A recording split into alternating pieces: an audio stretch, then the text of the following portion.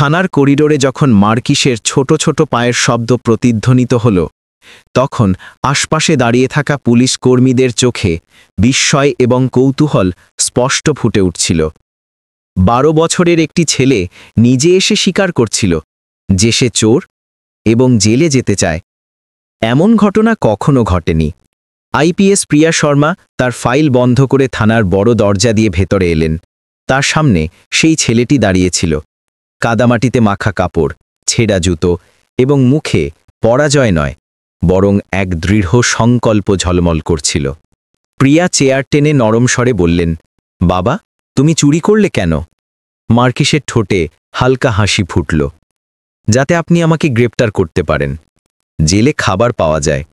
এই উত্তর এতটাই সাধারণ কিন্তু এতটাই ভয়ঙ্কর ছিল যে প্রিয়ার বুকে যেন একটু ধাক্কা লাগল। বাড়ির লোকেরা কোথায়? নেই। মানে মা আছে, কিন্তু তিনিও ক্ষুধার্ত। 5 বোন আছে, তাদের কাছে দুধ পর্যন্ত নেই। প্রিয়ার ঠোঁট বন্ধ হয়ে গেল। মুহূর্তের জন্য পুরো থানা নীরব হয়ে গেল। তিনি ছেলেটির সম্পর্কে আরও জানতে চাইলেন। তিনি কনস্টেবলকে ইশারা করলেন খোঁজ নিতে। কয়েক ঘন্টার মধ্যে রিপোর্ট এলো। মার্কিস আনসারি, বয়স 11 বছর, স্কুল ছেড়ে দিয়েছে। বাবা 10 বছর আগে এক দুর্ঘটনায় মারা গেছেন, বাড়ি বস্তিতে। কিন্তু দুর্ঘটনা শব্দটিতে প্রিয়ার নজর আটকে গেল। তিনি রেকর্ড খুললেন। মৃত্যু সড়ক দুর্ঘটনা নয়, বরং খুন ছিল। মামলা দায়ের হয়েছিল, কিন্তু ধামাচাপা দেওয়া হয়েছিল। খুনির নাম রবি কুমার, যে এখন সেই শহরের জেলেই ছিল এবং কয়েক সপ্তাহের মধ্যে মুক্তি পেতে যাচ্ছিল। প্রিয়ার মাথায় বিদ্যুৎ চমকালো। মার্কিসকে এটা জানে? এটা কি শুধুই কাকতালীয়? তিনি ছেলেটির দিকে প্রশ্নবোধক দৃষ্টিতে তাকালেন। তুমি জেলে যেতে চাও কেন মার্কিস? ছেলেটি চোখ নামিয়ে বলল, শুধু সেখানে কেউ অভুক্ত থাকে না। কিন্তু তার বলার ধরনে ক্ষুধার চেয়ে আরও কিছু লুকানো ছিল। প্রিয়া সমস্ত কাগজপত্র সংক্রান্ত কাজ শেষ করলেন। বিবৃতি, গ্রেপ্তারের সত্যতা নিশ্চিতকরণ এবং বাচ্চাদের অস্থায়ী সংশোধনাগারে ভর্তি। কিন্তু মনে শান্তি পেলেন না।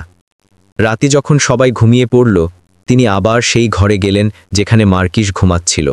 ছোট শরীরটা কম্বলে জড়ানো, কিন্তু তার মুঠো কোনো কিছুর উপর শক্ত করে আঁকড়ে ছিল। প্রিয়া ধীরে ধীরে তার আঙুলগুলো খুললেন। ভেতরে একটা পুরনো লোহার বোতাম ছিল, সম্ভবত কোনো সামরিক পোশাকের। এটা কি? তিনি জিজ্ঞাসা করলেন। মার্কিস ঘুমের ঘোরে বিড়বিড় করে বলল, এটা আমার আব্বার। আমি এটা কখনো ছাড়ব না। প্রিয়ার মনে ফাইলটির নাম ভেসে উঠল, সার্জেন্ট ফাহাদ আনসারি, শহীদ সৈনিক। কিন্তু পুলিশ রেকর্ডে হত্যার প্রমাণ, খুনি রবি কুমার। এবার এই গল্প কোনো ছোট চোরের নয়, এক সৈনিকের ছেলের গল্প যে জেলকে আশ্রয় নয় বরং যুদ্ধক্ষেত্র হিসেবে বেছে নিয়েছিল। পরের দিন সকালে আদালতে পেশি হল। ছেলেটি নীরবে দাঁড়িয়েছিল। উকিল বললেন, মাই লর্ড, এই নাবালক, সামান্য চুরির মামলা, ওকে মুক্তি দেওয়া হোক।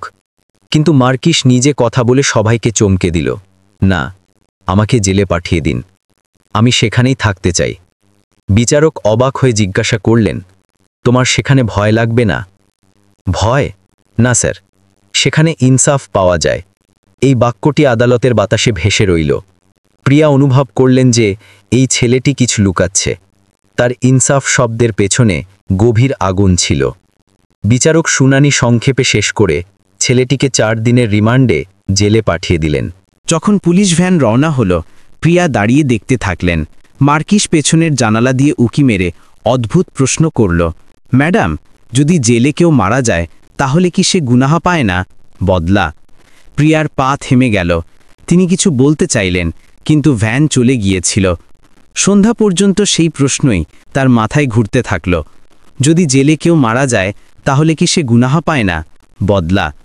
তার আন্দাজ ছিল না যে আগামী দিনগুলো এই প্রশ্নই তার কর্মজীবন, সততা এবং আইন তিনটির ভিত্তিকেই নাড়িয়ে দেবে। কারণ মার্কিস এখন আর একজন কয়েদি ছিল না, সে ছিল একটি সাইক্লোন যা জেলের দেয়ালের পেছনে লুকিয়েছিল। জেলের দরজা যখন মার্কিসের পেছনে বন্ধ হলো, তখন লোহার ভারী আওয়াজ প্রতিধ্বনিত হলো, ঠান্ডা, কঠিন, যেন কোনো আত্মার দরজা বন্ধ হয়ে গেল। ভেতরের বাতাস মাটি আর আর্দ্রতায় ভরা ছিল। কয়েদিদের মুখ, শিকের ছায়া, কাপড়ের দুর্গন্ধ সবই এমন এক জগতের অংশ ছিল যেখানে সময় থমকে ছিল। মার্কিসকে নতুন কয়েদিদের ওয়ার্ডে রাখা হলো, যেখানে সাধারণত পকেটমার, ছোট চোর বা পলাতক শ্রমিকরা থাকত। প্রথম রাতে সে চুপচাপ নিজের চাদরে মুড়ে বসে রইল। কয়েদিরা হেসে উঠল, আরে বাচ্চা, এখানে খেলতে আসিসনি তো? কিন্তু মার্কিসের মুখ ভাবলেশহীন রইল। সে শুধু বলল, আমি এখানে শিখতে এসেছি যে ইনসাফ কোথায় থাকে। সবাই আবার হেসে উঠল, কিন্তু এই হাসি বেশিক্ষণ স্থায়ী হল না। দ্বিতীয় দিন সকালে একজন কয়েদি, যার নাম রমেশ ছিল, খাবার খাওয়ার পর হঠাৎ পড়ে গেল। শ্বাস বন্ধ হতে লাগল এবং কিছুক্ষণের মধ্যেই সে মারা গেল। জেলের ডাক্তার বললেন, হার্ট অ্যাটাক মনে হচ্ছে, কিন্তু সুপারিনটেন্ডেন্ট কপালে ভাঁজ ফেললেন। এই লোকটা তো কাল পর্যন্ত ঠিক ছিল। মার্কিস এসব চুপচাপ দেখতে থাকল। তার ঠোঁটে হালকা কম্পন এলো, যেন হৃদয়ের ভেতরে কোনো তীর বিঁধে গেল, কিন্তু মুখ তখনও পাথরের মতো ছিল। প্রিয়া শর্মা খবর পেলেন। তিনি পরের দিন জেলে পৌঁছালেন। ফাইল, ময়নাতদন্তের রিপোর্ট এবং বিবৃতি সবই কোনো সাধারণ দুর্ঘটনার মতোই মনে হলো, কিন্তু কিছু একটা গণ্ডগোল ছিল। তিনি ডাক্তারকে জিজ্ঞেস করলেন, কোনো বিষাক্ততার চিহ্ন? ডাক্তার কাঁধ ঝাঁকালেন, কিছু স্পষ্ট নয়, তবে রক্তে সামান্য পরিবর্তন দেখা গেছে। টেস্টের জন্য পাঠানো হয়েছে। যখন প্রিয়া কয়েদিদের সঙ্গে দেখা করলেন, তখন সবার চোখে অদ্ভুত এক ভয় ছিল। কেউ কথা বলার সাহস করছিল না। শেষে এক বৃদ্ধ কয়েদি কাঁপতে কাঁপতে বলল, ম্যাডাম, রাতের পর থেকেই জেল বদলে গেছে। এখন কেউ জানে না পরের নম্বর কার। প্রিয়া সুপারিনটেন্ডেন্টকে বললেন যে খাবার দাবারের সব কিছু পরীক্ষা করা হোক। রান্নাঘর সিল করে দেওয়া হলো, জলের পাইপলাইন পরীক্ষা করা হলো, কিন্তু সব পরিষ্কার বেরিয়ে এলো। তিনি জিজ্ঞেস করলেন, ওই ছেলেটিকে কোন ওয়ার্ডে রাখা হয়েছে?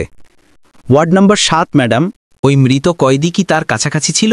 হ্যাঁ, 2টি সেলের দূরত্বে। প্রিয়া ওয়ার্ড 7-এ পৌঁছালেন।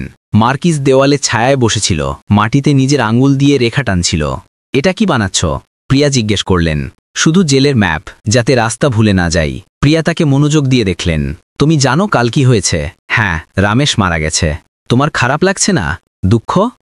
ছেলেটির চোখে ঠান্ডা দুতি ছিল। ম্যাডাম, কিছু লোক মরে যায় যাতে বাকিরা বাঁচতে পারে। এই বাক্যটি প্রিয়ার হৃদয় বিদীর্ণ করল। তোমার মানে কি? শুধু এইটুকু যে কিছু লোক মরার যোগ্য। প্রিয়া নীরব রইলেন, কিন্তু তার মনে বিপদের ঘণ্টা বাজতে শুরু করল। 2 দিন পর আরেকজন কয়েদি, বিক্রম, হঠাৎ অসুস্থ হয়ে পড়ল এবং কয়েক ঘন্টার মধ্যে মারা গেল। এবার ঘটনার সাধারণ রইল না। প্রিয়া সঙ্গে সঙ্গে তদন্তকারী দল পাঠালেন। গার্ডদের বক্তব্য একে অপরের থেকে আলাদা ছিল। কেউ বলল, মরার আগে বিক্রম একটি নতুন ছেলের সঙ্গে কথা বলছিল। কেউ বলল, সে কিছু খেয়েছিল যা অন্য কেউ দিয়েছিল। সারা রাত রিপোর্ট পড়ার পর প্রিয়া দেখলেন, প্রতিটি মৃত্যুর আগে সেই কয়েদি কোনো না কোনো রূপে মার্কিসের কাছে গিয়েছিল। কাউকে সে বই দিয়েছে, কাউকে পেন্সিল, কাউকে মিষ্টি। প্রিয়ার হৃদয়ে শিহরণ খেলে গেল। এই ছেলেটি কি কিছু করছে? তিনি ফাইলগুলো গোছালেন এবং সিদ্ধান্ত নিলেন, কাল আমি নিজে ওয়ার্ড 7-এ যাব। এখন তার মাথায় শুধু একটাই প্রশ্ন ছিল, এই ছেলেটি যে ক্ষুধা নিয়ে জেলে এসেছিল, তার ক্ষুধা কি রুটির নয়, বরং বদলার? পরের দিন সকালে প্রিয়া জেলে পৌঁছালেন। ওয়ার্ড 7-এর দরজায় নিস্তব্ধতা। কয়েদিরা দেওয়ালে হেলান দিয়ে বসেছিল, যেন ভয় সবাইকে গ্রাস করেছে। সুপারিনটেন্ডেন্ট রিপোর্ট দিলেন, ম্যাডাম, রাতে সব স্বাভাবিক ছিল, কিন্তু সকাল 5টায় আরেকটি লাশ পাওয়া গেল, সেল নম্বর 14 থেকে। প্রিয়া চোখ বন্ধ করলেন। 3য় মৃত্যু। হ্যাঁ, এবং সবগুলোর মধ্যে একটি জিনিস একই। মরার আগে সবাই মার্কিসের কাছে বসেছিল। কিছু উদ্ধার হয়েছে? শুধু একটি পুরনো থলি, 2টি চকোলেটের খালি র্যাপার এবং মাটির কিছু কণা। থলিতে একটি চিরুনি ছিল, যার উপর ধারালো কিছু দিয়ে কিছু রেখা খোদাই করা ছিল, সম্ভবত তারিখ। প্রিয়া বললেন, আমার তার সঙ্গে একা কথা বলতে হবে। মার্কিস এলো, মুখ শান্ত, না ভয় না অনুশোচনা। মার্কিস, তুমি জানো কি হচ্ছে? সবাই মারা যাচ্ছে, তাই না? হ্যাঁ, কিন্তু কেন? আমি কাউকে মারিনি ম্যাডাম, আমি শুধু দেখছি যে ইনসাফ নিজে কিভাবে হয়। তোমার মা কোথায়? প্রথমবার তার মুখে দুর্বলতার রেখা ফুটল। বস্তিতে থাকেন, মজুরি করেন, 5 বোন আছে। তিনি বলেন, ক্ষুধা সহ্য করে নেবেন, কিন্তু যখন তিনি কাঁদেন তখন মনে হয় পৃথিবী কাঁপছে। প্রিয়ার কণ্ঠস্বর ভারী হয়ে এলো। কখনো সাহায্য চেয়েছ কারো কাছে? মানুষ ক্ষুধা শোনে না, শুধু গোলমাল শোনে। প্রিয়া ফাইল খুললেন। তোমার বাবার খুন হয়েছিল জানো? কে করেছিল? মার্কিসের চোখে বিদ্যুৎ চমকালো। হ্যাঁ, সে এখানেই আছে, এই জেলেই আছে। কে? রবি কুমার। প্রিয়া চমকে গেলেন। এটাই সেই কয়েদি যার মুক্তির আদেশ আসার কথা ছিল। এখন সবকিছু পরিষ্কার হয়ে গেল। তাহলে তুমি বদলা নিতে এসেছ? না ম্যাডাম, শুধু দেখতে চাই যে ইনসাফ সত্যি হয় কিনা। যদি না হয়, তবে বাকি সব অকেজো। প্রিয়া মনস্থির করলেন যে এবার এই মামলা আইন থেকে বেশি মানবতার দৃষ্টিকোণ থেকে দেখতে হবে। আমার তোমার মায়ের সঙ্গে দেখা করতে হবে। তিনি কিচ্ছু বলবেন না, শুধু এই যে সব ঠিক আছে, তবুও দেখা করা জরুরি। দুপুরের দিকে প্রিয়া শহরের ধারে বস্তিতে পৌঁছালেন। কড়া রোদ ছিল, বাতাসে বিষাদ ভাসছিল। একটি ভাঙা ঝুপড়ির সামনে এক দুর্বল মহিলা সবজি কাটছিলেন। আপনি মার্কিসের মা? হ্যাঁ, আমি শবনম। আমার ছেলে কি ভুল করেছে? প্রিয়ার মন কেঁপে উঠল। কিচ্ছু না, শুধু তার জীবন সম্পর্কে জানতে চাই। শবনমের চোখ থেকে জল গড়িয়ে পড়ল। ম্যাডাম, সে ক্ষুধার্ত ছিল, আমি তাকে কিছু দিতে পারিনি। তার বাবার পর সব ভেঙে গেল, কেউ ইনসাফ দেয়নি। যখন সে জানতে পারল যে খুনি মুক্তি পেতে চলেছে, সে কয়েকদিন চুপ ছিল, শুধু বলল, আম্মা, এবার সব ঠিক হয়ে যাবে। প্রিয়ার হাত কাঁপতে শুরু করল। এখন তার বিশ্বাস হল মার্কিসের ক্ষুধা রুটির নয়, ইনসাফের ছিল। কিন্তু সেই ইনসাফ এখন বিপজ্জনক সীমায় পৌঁছে গিয়েছিল। তিনি গাড়ির দিকে ফিরলেন। সামনে দুটি রাস্তা ছিল, হয় মার্কিসকে থামানো, নয়তো দেখা যে 11 বছরের একটি ছেলে সেই সিস্টেমের চেয়ে ভালো ইনসাফ কিভাবে করে। আকাশের লালিমা ছড়িয়ে পড়ল। প্রিয়া ধীরে বললেন, যখন আইন ঘুমিয়ে পড়ে তখন শিশুরা জেগে ওঠে। পরের দিন সকালে জেলের বাতাস ভারী ছিল। পাহারা বাড়ানো হলো। 3টি মৃত্যু এখন কাকতালীয় ছিল না। মিডিয়া সক্রিয় ছিল এবং বিভাগ চাপে ছিল। সুপারিনটেন্ডেন্ট ফাইল খুললেন। মৃত্যুর সময়, সেল নম্বর, খাবারের শিডিউল এবং একটি সাধারণ বিন্দু। প্রতিটি মৃত ব্যক্তি গত 24 ঘন্টায় মার্কিসের সঙ্গে দেখা করেছিল। প্রিয়া জিজ্ঞেস করলেন, এই ছেলেটি এখানে কেন? ম্যাডাম, নাবালক, তাই কম বিপজ্জনক ওয়ার্ডে রাখা হয়েছে। কিন্তু মৃত ব্যক্তিরাও তো এখানের, এটাও কি কাকতালীয়? কে উত্তর দিতে পারল না। প্রিয়া ওয়ার্ড 7-এ গেলেন। কয়েদিরা দেওয়ালের সেটে বসেছিল, মাথা নিচু করে। বাতাসে নীরবতা এবং ভয় মেশানো ছিল। মার্কিস মাটিতে কিছু বানাচ্ছিল। প্রিয়া কাছে এসে দেখলেন সে সঙ্গে সঙ্গে মাটির উপর হাত বুলিয়ে দিল, যেন কিছু লুকাচ্ছে। কি বানাচ্ছিলে? কিছু না ম্যাডাম, শুধু সময় কাটানোর জন্য। প্রিয়া হালকা হাসির সঙ্গে বললেন, সময় কাটানোর জন্য না কারো সময় শেষ করার জন্য? মার্কিস চোখ তুলল। তার চোখে কোনো ভয় ছিল না। আপনিই তো বলেন ম্যাডাম, ইনসাফ মতো হওয়া উচিত। আমি শুধু সেটাই করছি। প্রিয়ার মনে হচ্ছিল যেন তিনি কোনো বড় মানুষের সঙ্গে কথা বলছেন। তুমি জানো তোমার বাবার খুনির নাম কি? তিনি জিজ্ঞেস করলেন। রবি কুমার। হ্যাঁ, সে এই জেলেই আছে, কিন্তু এই ওয়ার্ডে নয়। মার্কিস ধীরে বলল, দেয়াল উঁচু, কিন্তু ইনসাফকে দেওয়াল ভয় দেখায় না। প্রিয়ার রুহু কেঁপে উঠল। তিনি সিসিটিভি ফুটেজ দেখতে শুরু করলেন। প্রথম রাতের ফুটেজে একটি অস্পষ্ট দৃশ্য এলো। একজন কয়েদি জলের বোতল নিয়ে যাচ্ছিল এবং কিছুক্ষণ পর সেই বোতল মার্কিস তাকে ফিরিয়ে দিচ্ছিল। দ্বিতীয় ফুটেজে সেই বোতল মৃত ব্যক্তির বিছানার কাছে রাখা পাওয়া গেল। প্রিয়া সঙ্গে সঙ্গে বোতলটি চাইলেন এবং ল্যাবে পাঠিয়ে দিলেন। সন্ধ্যায় রিপোর্ট এলো, জলে সামান্য বিষাক্ত পদার্থ ছিল, কিন্তু মাত্রা এত কম ছিল যে এর প্রভাব সঙ্গে সঙ্গে স্পষ্ট হচ্ছিল না। কেমিস্ট বললেন, এই পদার্থ সরাসরি বিষের মতো ছড়ানো হয়নি, বরং কোনো কিছুর মধ্যে মিশে ধীরে ধীরে প্রভাব ফেলত। চুল বা তাপড়ে লুকিয়ে সংস্পর্শের মাধ্যমে ছড়িয়ে পড়তে পারত। প্রিয়ার মনে একটাই ছবি বারবার ঘুরতে লাগল, মার্কিসের চুল। সে প্রায়শই হাত দিয়ে চুল ছুঁয়ে থাকত। পরের দিন গোপনে তার চুলের নমুনা নেওয়া হলো। টেস্টে প্রমাণিত হলো যে তার চুলে একটি ররেল বিষাক্ত উপাদান উপস্থিত ছিল, যা ধীরে ধীরে শরীরে জমে মারাত্মক প্রমাণিত হতো। প্রিয়া অবাক হয়ে গেলেন। এ কোনো সাধারণ ছেলে ছিল না, সে নিজেকেই অস্ত্র বানিয়ে ফেলেছিল। কিন্তু কেন এবং কিভাবে? প্রিয়া সুপারিনটেন্ডেন্টকে ডাকলেন। আমার রবি কুমারের সঙ্গে দেখা করতে হবে। রবি সেই কয়েদি ছিল যার নাম মার্কিস বলেছিল। যখন রবিকে আনা হলো, তার মুখে অনুশোচনার কোনো চিহ্ন ছিল না। প্রিয়া কঠোর সুরে বললেন, তুমি তার বাবাকে কেন মেরেছিলে? রবি হেসে উঠল। শুধু আদেশ ছিল, ওপরওয়ালাদের হুকুম ছিল, আমি শুধু কাজ করেছি। তোমার গুনাহ তোমাকে খুঁজছে, প্রিয়া বললেন। রবি ব্যঙ্গাত্মক হাসিতে বলল, জেলে গুনাহ মরে না, গুনাহ পচে যায়। ঠিক তখনই সুপারিনটেন্ডেন্ট দৌড়ে এলেন। ম্যাডাম, আরেকজন কয়েদি পড়ে গেছে, ওয়ার্ড 5-এ। প্রিয়া ছুটলেন এবং যা দেখলেন তা রক্ত জমিয়ে দেওয়ার মতো ছিল। রবি তোমার মাটিতে পড়েছিল, শ্বাস বন্ধ হয়ে গিয়েছিল, গলায় হালকা নীল দাগ এবং মুখে আতঙ্ক। ময়নাতদন্তে সেই একই পদার্থ পাওয়া গেল যা চুল থেকে স্থানান্তরিত হতো। রবির রক্তেও সেই বিষাক্ত উপাদান। প্রিয়ার মুঠি শক্ত হয়ে গেল।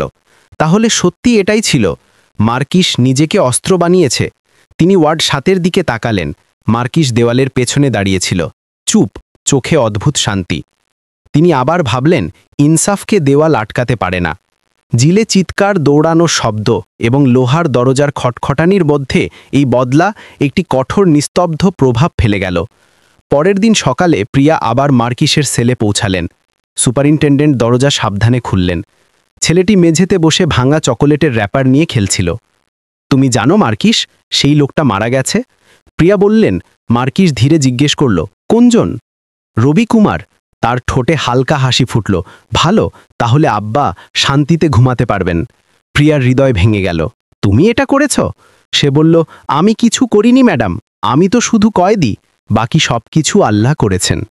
মিথ্যে বলো না, আমি তোমার চুলে সেই পদার্থ পেয়েছি যা এই সব কয়েদিদের রক্তে মিলেছে। তুমি নিজেকে অস্ত্র কেন বানালে? প্রিয়া কঠোরভাবে জিজ্ঞেস করলেন। মার্কিস চোখ তুলে সেই শান্ত জবাব দিল, যা কোনো ক্লান্ত সৈনিকের মরার আগে পাওয়া যায়। কারণ ম্যাডাম, যখন আইন ঘুমায় তখন বাচ্চাদের জেগে উঠতে হয়। প্রিয়া চুপ হয়ে গেলেন, চেয়ারে বসে পড়লেন এবং জোরে বললেন, সব সত্যি বলো। মার্কিস গভীর শ্বাস নিল এবং বলল, আমি মাকে প্রতিশ্রুতি দিয়েছিলাম যে আব্বার খুনিকে সাজা দেব। আমি ছোট ছিলাম, কারো কথা কেউ শুনত না। যখন জানতে পারলাম যে সেই লোকটা জেল থেকে মুক্তি পেতে চলেছে, তখন আমি সিদ্ধান্ত নিলাম আমিও জেলে যাব। এবং বিষ কোথায় পেলে? প্রিয়া জিজ্ঞেস করলেন। মার্কিস চোখ বন্ধ করে বলল, আমি মজুরি করতাম সেই ল্যাবওয়ালার কাছে যেখানে কেমিক্যাল পরিষ্কার করা হতো। আমি শুনেছিলাম যে একটি পদার্থ এমন আছে যা শরীরে ধীরে ধীরে ক্ষতি করে। আমি সেটা স্পর্শ করেছিলাম, তারপর বাকিটা নিজে থেকেই বুঝে গিয়েছিলাম। প্রিয়ার কণ্ঠস্বর ভেঙে গেল। তুমি শুধু একজন খুনিকে নয়, কয়েকজনের প্রাণ নিয়েছ। মার্কিস নির্ভয়ে বলল, তারা সবাই সেই গ্যাংয়ের লোক ছিল যারা কারো বাবা, কারো মায়ের জীবন নষ্ট করেছিল। আমি কোনো নির্দোষকে স্পর্শ করিনি, আমি হিসেব বরাবর করেছি। প্রিয়ার চোখে জল এলো। এটা ইনসাফ নয়, এটা অপরাধ। না ম্যাডাম, এটা সেই ইনসাফ যা বইয়ে পাওয়া যায় না। যখন আপনার কাগজ শেষ হয় তখন খোদার কলম লিখতে শুরু করে। মার্কিস ধীরে বলল। কিছুক্ষণ নীরবতা রইল। জেলের ছাদে বসা কাক কা কা করতে থাকল। প্রিয়া ধীরে বললেন, তোমার মা তোমার জন্য কাঁদছেন। তুমি কি ভেবেছ তিনি কি অনুভব করছেন? মার্কিসের চোখে প্রথমবার ফাটল দেখা গেল। ভিজেছিল। আম্মা খুব কেঁদেছেন। আমি প্রতি রাতে তার কান্নার আওয়াজ শুনি। কিন্তু আমি কি করতাম? যদি আমি চুপ থাকতাম তবে আব্বার কবরও কেঁদে উঠত। প্রিয়া এগিয়ে গেলেন এবং মার্কিসের কাঁধে হাত রাখলেন। তুমি হয়তো ইনসাফ চেয়েছ, কিন্তু তুমি সেই জালেমদের মতোই হয়ে গেছ যাদের ঘৃণা করো। মার্কিস নরম স্বরে বলল, হতে পারে ম্যাডাম, তবে পার্থক্য এই যে আমি ইনসাফকে শক্তি দিয়ে নয়, ক্ষুধা দিয়ে কিনেছি। প্রিয়া সুপারিনটেন্ডেন্টকে আদেশ দিলেন, মার্কিসকে সুরক্ষামূলক হেফাজতে রাখুন, তাকে কোনো ওয়ার্ডে পাঠাবেন না। দরজায় থেমে তিনি বললেন, আমি প্রতিশ্রুতি দিচ্ছি তোমার মা একা থাকবেন না। মার্কিস হাসল। আপনি চাইলে আমাকে অপরাধী বলতে পারেন, কিন্তু আমার মায়ের জন্য আমি নায়ক। দরজা বন্ধ হলো। সে ধীরে বলল, আব্বা, আমি প্রতিশ্রুতি পূরণ করেছি। সন্ধ্যার ছায়া লম্বা হয়ে গিয়েছিল। জেলের বিল্ডিংয়ের উপর রক্তরাঙা সূর্য ঝুলছিল। সেই রাতে প্রিয়া একটি রিপোর্ট লিখলেন। মার্কিস আনসারি, বয়স 11 বছর, ওপর থেকে সামান্য চোর, কিন্তু আসলে বুদ্ধিমান, শান্ত এবং বিচক্ষণ ছেলে, যে তার বাবার খুনিদের তাদের পরিণতি পর্যন্ত পৌঁছে দিয়েছে। স্বাক্ষর করার সময় তিনি থেমে গেলেন। হৃদয় বলল, এই ছেলেটি খুনি নয়, একটি ঘুমন্ত সিস্টেমের বিলাপ। পরের দিন সকালে প্রিয়া মার্কিসের মা শবনমের বাড়িতে পৌঁছালেন। বস্তিতে অদ্ভুত নিস্তব্ধতা ছিল। শবনমের চোখ ফোলা ছিল, কিন্তু মুখে ধৈর্যের রেখা ছিল। ম্যাডাম, আমার ছেলে কেমন আছে? সে কিছু ভুল তো বলেনি। প্রিয়া উত্তর দিলেন, সে সব সত্য বলেছে। শবনম কেঁদে উঠলেন। আমি জানতাম সে বাইরে থেকে শান্ত, কিন্তু ভেতরে আগুন জ্বলছিল। যখন সে জানতে পারল যে খুনি মুক্তি পেতে চলেছে, সে সারা রাত জেগে নইল। বলতো, আম্মা, ইনসাফ ছাড়া ঘুম হারাম। আমি বলতাম, খোদা সব দেখেন। কিন্তু হয়তো সে ভেবেছিল যে খোদাও ঘুমিয়ে পড়েছেন। প্রিয়া ফাইলটি তার সামনে রাখলেন। শবনম প্রথম লাইনটি পড়লেন, আমি কাউকে খুন করিনি, আমি ইনসাফকে জাগিয়েছি। চোখ থেকে জল টপকে পড়ল। ম্যাডাম, তার কি সাজা হবে? আমি প্রতিশ্রুতি দিচ্ছি সে সুরক্ষিত থাকবে, কিন্তু আইনকে তার কাজ করতে হবে। এই সময় মিডিয়া তাকে নাম দিল ইনসাফের শিশু। পুরো দেশে বিতর্ক শুরু হলো। 11 বছরের খুনি কি অপরাধী না ব্যবস্থার প্রতিচ্ছবি? কেউ তাকে নায়ক বলল, কেউ শয়তানের ছেলে। প্রিয়াও নিশানায় এলেন। এক রিপোর্টার জিজ্ঞেস করল, ম্যাডাম, আপনি তাকে কেন থামালেন না? সন্দেহ ছিল, কিন্তু আমার কর্তব্য ছিল আগে সত্য জানা। যখন সত্য পাওয়া গেল, আইন অনেক পেছনে রয়ে গিয়েছিল। সেই সন্ধ্যায় স্বরাষ্ট্রমন্ত্রীর ফোন এলো। প্রিয়া, তোমার আন্দাজ আছে তুমি কি সাইক্লোন সৃষ্টি করেছ?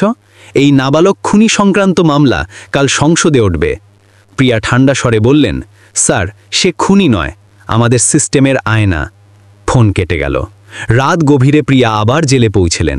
মার্কিস শান্ত বসেছিল। সামনে ভাঙা চকলেট রাখা ছিল। ম্যাডাম, আম্মা এসেছিলেন। আমি গিয়েছিলাম তাদের কাছে। তিনি তোমার জন্য দোয়া করছেন। দোয়া আমিও করেছিলাম ইনসাফের জন্য। হয়তো আমার শোনা হয়েছে। প্রিয়া জিজ্ঞেস করলেন, তোমার অনুশোচনা নেই? অনুশোচনা শুধু এটাই যে বাকি খুনিদের পর্যন্ত পৌঁছতে পারলাম না। তুমি 3 জনের জীবন শেষ করেছ। সে হাসল। না ম্যাডাম, 4। চতুর্থটি আমার নিজের। প্রিয়ার হৃদয় কেঁপে গেল। আমি তোমাকে দ্বিতীয় সুযোগ দেব। তুমি তোমার মায়ের কাছে যাবে, স্কুলে ফিরবে। আইন তোমাকে মৃত্যুদণ্ড দেবে না। মার্কিস হালকা হাসির সঙ্গে বলল, আইন মৃত্যুদণ্ড দেয় না, ভুলে যাওয়ার সাজা দেয়। মানুষ আমাকে ভুলে যাবে, যেমন আব্বাকে ভুলে গিয়েছিল। প্রিয়া ধীরে বললেন, আমি প্রতিশ্রুতি দিচ্ছি তোমাকে কেউ ভুলবে না। তোমার নাম ইনসাফের প্রতিটি আলোচনায় থাকবে। বাইরে মিডিয়ার ক্যামেরা ছেকে ধরল। ম্যাডাম, আপনি কি মনে করেন এই ছেলেটি খুনি না নায়ক? প্রিয়া আকাশের দিকে তাকালেন এবং বললেন, এই ছেলেটি নয়, এটি একটি প্রশ্ন যা প্রতিটি জাতিকে নিজেকে জিজ্ঞেস করতে হবে। যখন ইনসাফ ক্ষুধার্ত হয়ে যায়, তখন কি অপরাধও উপাসনা হয়ে যায়? আদালতের দিন। সূর্য ম্লান ছিল। শহর শ্বাস আটকে বসেছিল। 11 বছরের ছেলে হাতকড়ায় বাঁধা কাঠগড়ায় দাঁড়িয়েছিল। বিচারকদের মুখ কঠোর, চোখে উদ্বেগ। বাইরে ভিড় জমেছিল। কেউ তাকে খুনি বলছিল, কেউ মার্কিস জিন্দাবাদ বলে স্লোগান দিচ্ছিল। মিডিয়া প্রতিটি মুহূর্তকে বন্দী করছিল, যেন ইতিহাস লেখা হচ্ছে। প্রিয়া সাক্ষী হিসেবে দাঁড়িয়েছিলেন, সেই মহিলা যিনি এই ছেলেটির বিবেক পর্যন্ত উঁকি দিয়েছিলেন। বিচারক বললেন, এই মামলা শুধু একটি শিশুর নয়, পুরো সিস্টেমের পরীক্ষা। অভিযোজন বললেন, মাই লর্ড, এই শিশু নিজের শরীরকে বিষের অস্ত্র বানিয়ে 3টি হত্যা করে ফেলেছে। এই হত্যা অন্ধ, বয়স কোনো মানে রাখে না। বাঁচাও পক্ষ বলল, মাই লর্ড, এই খুন নয়, একটি প্রতিবাদ। যেখানে ইনসাফ বিক্রি হয়ে যায়, সেখানে কখনো কখনো 11 বছরের হৃদয়ও তলোয়ার হয়ে যায়। আদালতে ফিসফিসানি হল। বিচারক বললেন, নীরবতা। অফিসার প্রিয়া শর্মা, আপনার মতে এই শিশু খুনি না শিকার? প্রিয়া বললেন, মাই লর্ড, আমি শত শত খুনি দেখেছি, কিন্তু সবার চোখে ভয় ছিল। মার্কিসের চোখে শুধু একটি ক্ষুধা ছিল, ইনসাফের ক্ষুধা। অভিযোজন বললেন, মাই লর্ড, আইন জজবাদ দিয়ে চলে না, জুরুম জুরুমি হয়। প্রিয়া উত্তর দিলেন, আইন হয়তো জজবাদ দিয়ে চলে না, কিন্তু ইনসাফ সেগুলো দিয়েই বেঁচে থাকে। বাঁচাও পক্ষ বলল, মাই লর্ড, এই শিশু আইনের হিসাবে দোষী, কিন্তু বিবেকের হিসাবে সত্য। যদি 11 বছরের হৃদয় নিজের শরীরকে অস্ত্র বানাতে পারে, তবে গুণা তার নয়, সিস্টেমের। তাকে সাজা নয়, পথ নির্দেশনা দরকার। অভিযোজন বলল, যদি আজ একে ক্ষমা করা হয়, তাহলে কাল প্রতিটি শিশু আইন নিজের হাতে নেবে। বাঁচাও পক্ষ বলল, যদি আজ একে ক্ষমা না করা হয়, তবে কাল কোনো শিশু ইনসাফে বিশ্বাস করবে না। বিচারক রায় সংরক্ষিত রাখলেন। মানুষ বাইরে বেরোতে লাগল। প্রিয়া দাঁড়িয়ে রইলেন। মার্কিস হেসে বলল, ম্যাডাম, রায় যাই হোক, আমার অনুশোচনা নেই। কেন? কারণ আপনি সত্য জেনেছেন। যখন সত্য জানা যায়, তখন সাজা মানে রাখে না। প্রিয়ার চোখ থেকে জল গড়িয়ে পড়ল। মার্কিস, তুমি কতজনের বিবেক জাগিয়েছ? ম্যাডাম, যদি একটির হৃদয় জেগে যায়, তবে হাজারো ঘুমন্তর হৃদয় জেগে যায়। তারপর ধীরে বলল, এখন রায় আদালতের নয়, সময়ের। ঘণ্টা বাজল। রায় পরের দিন শোনানো হবে। প্রিয়া জানতেন, এবার তারিখ 2 ভাগে লেখা হবে, একটি মার্কিসের আগে এবং একটি মার্কিসের পরে। রিফর্ম সেন্টার শহরের বাইরের এলাকায় তৈরি একটি পুরনো স্কুল, যাকে সংশোধনাগারে বদলে দেওয়া হয়েছিল। দরজায় লেখা ছিল, এখানে অপরাধী নয়, গল্প বদলায়। মার্কিস অবাক হল। না উঁচু দেওয়াল, না হাত করা, শুধু খোলা আকাশ এবং কিছু অন্য বাচ্চা, যাদের এখন পরিবর্তনের প্রার্থী বলা হতো। তাকে একটি ছোট ঘর দেওয়া হলো। দেওয়ালে লেখা ছিল, মানুষের সবচেয়ে বড় শক্তি তার ক্ষমা। ক্ষমা শব্দটি তার হৃদয়ে কাঁটার মতো বিঁজল। খুনিকে দি ক্ষমা করা যায়? সে কি নিজেকে ক্ষমা করে দিয়েছে? প্রথম কয়েকদিন সে চুপ রইল। খাবার, ক্লাস, খেলা সবেতেই অংশ নিত, কিন্তু কথা বলতো না। শুধু নিজের খাতায় কিছু লিখত। প্রতি সপ্তাহে প্রিয়া তার সঙ্গে দেখা করতে আসতেন। মার্কিস, এখন কেমন অনুভব করো? আমি অপেক্ষা করছি। কার? নিজেকে বোঝার। রিফর্ম সেন্টারের কোচ দেবেশ আনন্দ, একজন প্রাক্তন সৈনিক, তার কাছাকাছি এলেন। তোমার আব্বা ফৌজে ছিলেন, তাই না? মার্কিস চমকে গেল। হ্যাঁ, আপনি কি করে জানলেন? দেবেশ হাসলেন। আমি তার সঙ্গে কাশ্মীরে ছিলাম। খুব সাহসী মানুষ ছিলেন। সবসময় বলতেন, কর্তব্য প্রথমে। মার্কিস নীরব রইল, কিন্তু হৃদয় কিছুটা গলল। কিছুদিন পর ওয়ার্কশপে বাচ্চারা কাঠের খেলনা বানানো শুরু করল। মার্কিস একটি ছোট সৈনিকের মূর্তি খোদাই করল। প্রিয়া জিজ্ঞেস করলেন, এটা কে? আমার আব্বা। আমি তাদের জন্য সেই যুদ্ধ জিতব যা তিনি জিততে পারেননি। প্রিয়া বললেন, যুদ্ধ তলোয়ার দিয়ে নয়, হৃদয় দিয়ে জেতা যায়। মার্কিস, এবার তোমার হৃদয়কে বদলাতে হবে। ধীরে ধীরে মার্কিস অন্য বাচ্চাদের সঙ্গে মিশতে শুরু করল। সে নিজের গল্প শোনাত, নিজের আব্বার, আম্মার, ক্ষুধার। সে অনুভব করল সে একা ছিল না। অনেক বাচ্চাই সেই কষ্টের সঙ্গী ছিল। একদিন দেবেশ আনন্দ তাকে ক্লাসের সামনে ডাকলেন। মার্কিস, সবাইকে বলো, কি শিখেছ? সে ইতস্তত করল। তারপর বলল, আমি শিখেছি যে বদলার পর শান্তি মেলে না। আমি ভেবেছিলাম খুনির মরার পর আব্বা শান্তি পাবেন, কিন্তু যখন চোখ বন্ধ করি, তিনি চুপ করে দাঁড়িয়ে থাকেন। হয়তো আমার উপর রাগ করেছেন। ঘরে নিস্তব্ধতা নেমে এলো। এখন কি করবে? এখন অন্যদের সেটাই শেখাবো যা আমাকে কেউ শেখায়নি, ধৈর্য। প্রিয়ার চোখে জল এলো। তিনি বললেন, হয়তো এটাই সেই মুহূর্ত যখন একজন খুনি আবার মানুষ হয়ে যায়। মাস পেরিয়ে গেল। মার্কিস বদলে গেল। এখন সে সকালে সবার আগে উঠত, সবার জন্য চা বানাত, ছোটদের সাহায্য করত, সন্ধ্যায় গাছের নিচে বসে কাঠ খোদাই করত। কাঠের প্রতিটি টুকরোয় সে একটি শব্দ খোদাই করত, ইনসাফ। একদিন প্রিয়া জিজ্ঞেস করলেন, এখন ইনসাফ কি তোমার জন্য? মার্কিস আকাশের দিকে তাকালো।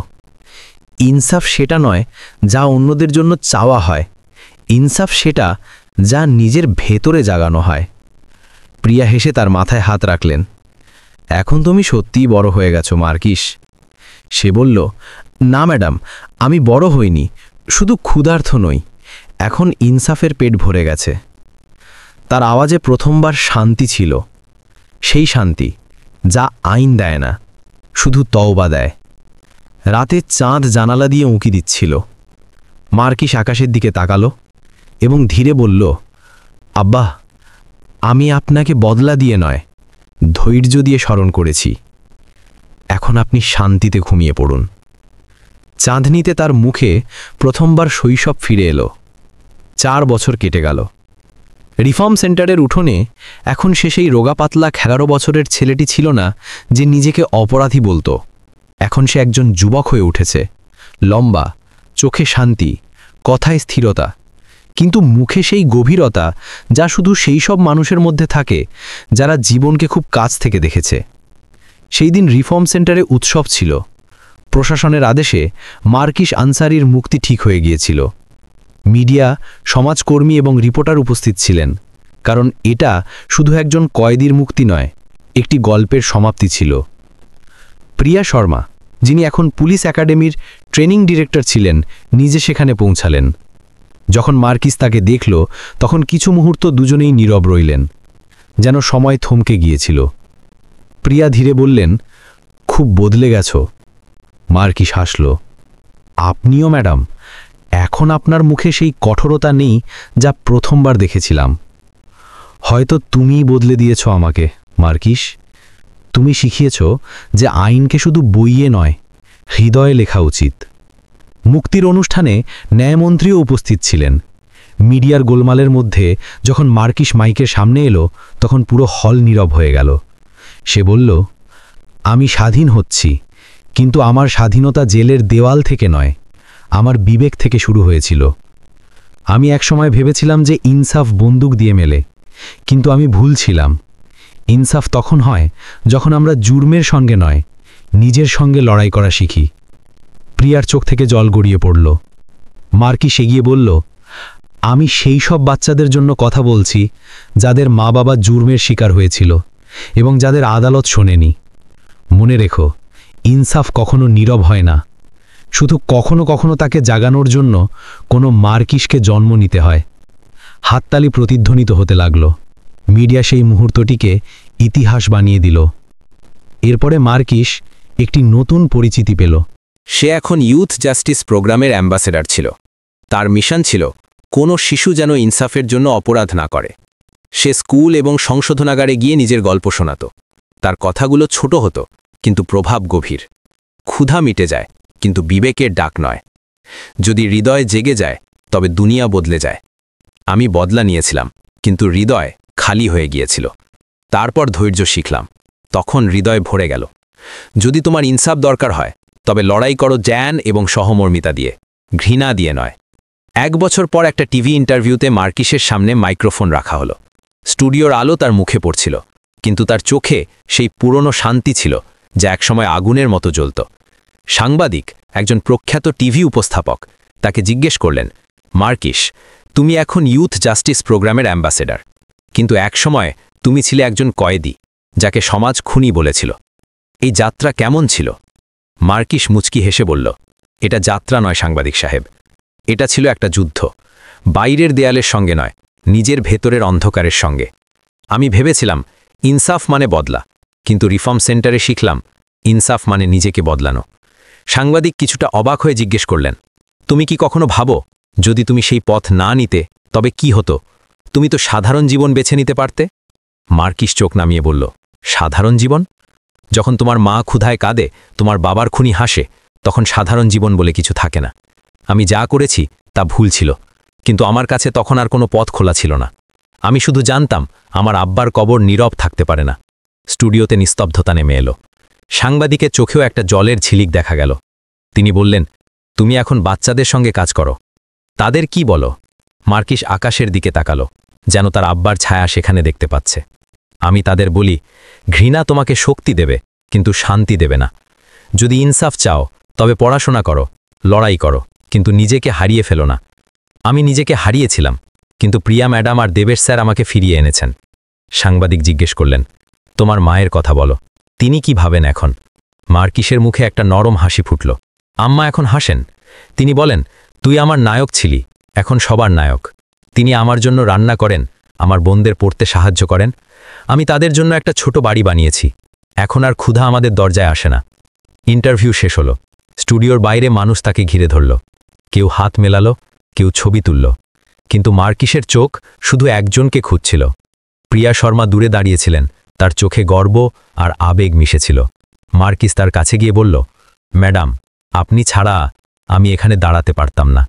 প্রিয়া হেসে বললেন, না মার্কিস, আমি শুধু তোমার পথ দেখিয়েছি, তুমি সেই পথে হেঁটেছ। একটি নতুন শুরু। মার্কিস এখন একটি ছোট স্কুলে পড়াশোনা শুরু করেছিল। প্রিয়ার সাহায্যে তার মা শবনম একটি সেলাইয়ের কাজ পেয়েছিলেন এবং তার বোনেরা স্কুলে যাচ্ছিল। তাদের বাড়ির দেওয়ালে এখন মার্কিসে আঁকা একটা ছবি ঝুলত, একজন সৈনিক যার হাতে তলোয়ার রয়, একটা বই। একদিন সন্ধ্যায় মার্কিস তার মায়ের সঙ্গে বসে চা খাচ্ছিল।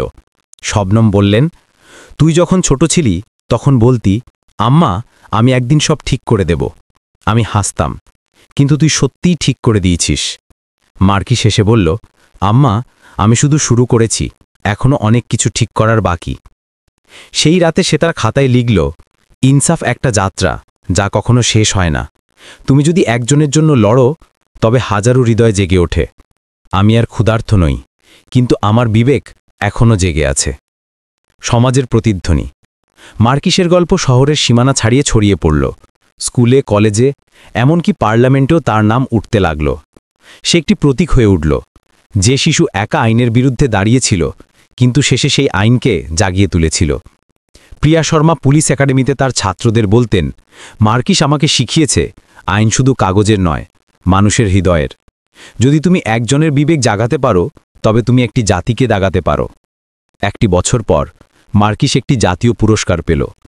পুরস্কারের মঞ্চে সে বলল, এই পুরস্কার আমার নয়, এটা তাদের যারা ইনসাফের জন্য কাঁদে কিন্তু কেউ শোনে না। আমি শুধু তাদের কণ্ঠস্বর হয়েছি। শেষ কথা, আজ মার্কিস আনসারি আর সেই ছোট ছেলে নেই যে জেলের দেওয়ালে ইনসাফ খুঁজত। সে এখন একজন তরুণ যে সমাজের জন্য কাজ করে। তার গল্প শেষ হয়নি, কারণ ইনসাফের গল্প কখনো শেষ হয় না। তার প্রতিটি পদক্ষেপে তার আব্বার সাহস আর তার আম্মার ধৈর্য মিশে আছে। একদিন সন্ধ্যায় সে তার পুরনো বস্তির কাছে ফিরে গেল।